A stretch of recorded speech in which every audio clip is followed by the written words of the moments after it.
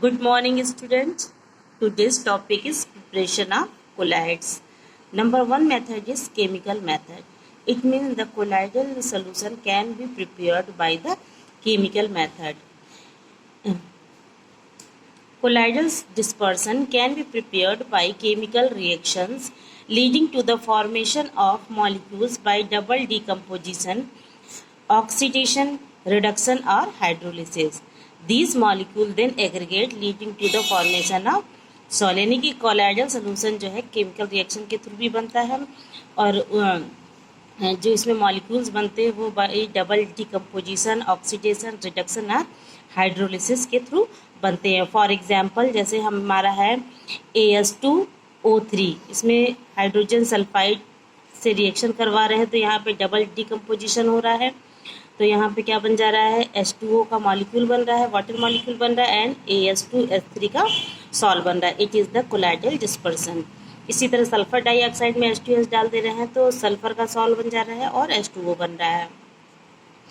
इसी तरह gold chloride और फॉर्मल्डिहाइड एंड वाटर, इन तीनों का रिएक्शन करवाने के बाद गोल्ड का सॉल्व बन रहा है. It is the colloidal solution.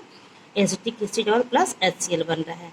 Second method is electrical disintegration or Bragg arc method. This process involve dispersion as well as condensation. इसमें जो है dispersion होता है, उसके बाद condensation होता है. Colloidal solution of metals such as gold, silver, platinum can be prepared by this method. जितने भी हमारे गोल्ड, सिल्वर और प्लेटिनम है इसी मेथड के थ्रू बनाया जाता है. इस मेथड में क्या होता है, इलेक्ट्रिक आर्क स्टक होती है between the electrode of metal emerge in the dispersion medium. इसमें देखिए ये आइस बात लिया गया है इसके अंदर जो कंटेनर है उसमें डिस्पर्सन मेथड लिया गया है. इसमें 2 इलेक्ट्रोड लगा दिए गए हैं. ठीक है, अब जैसे ही इसमें इलेक्ट्रिसिटी कंडक्ट होती है तो हीट प्रोड्यूस होने लगती है. हीट प्रोड्यूस होने पर क्या होता है, मेटल जो है वेपराइज होने लगता है. फिर बाद में उसको कंडेंस किया जाता है.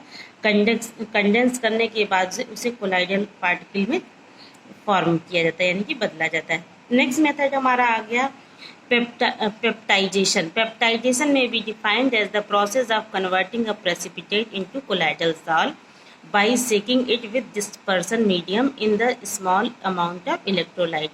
यानी पेप्टाइजेशन का मतलब होता है कि प्रेसिपिटेट का फॉर्मेशन करना कोलाइडल सोल्यूशन से in the presence of electrolyte, यानी कि इसमें इलेक्ट्रोलाइट के प्रेजेंस में डिस्पर्सन मीडियम को क्या किया जाता है, सेक किया जाता है और प्रेसिपिटेट बनाया जाता है. तो इस प्रोसेस को कहा जाता है पेप्टाइजेशन.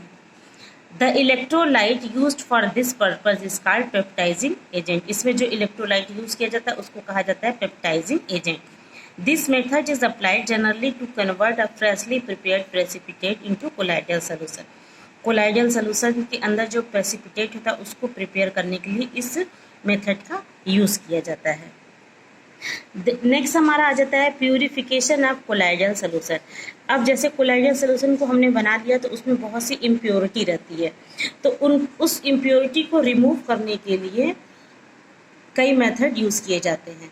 तो इम्प्योरिटी जब रिमूव हो जाती है तो फिर कोलाइडल सोल्यूशन हमारा प्योर हो जाता है.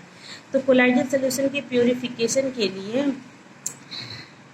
मेथड है number 1 dialysis, number 2 electrodialysis and number 3 ultra filtration.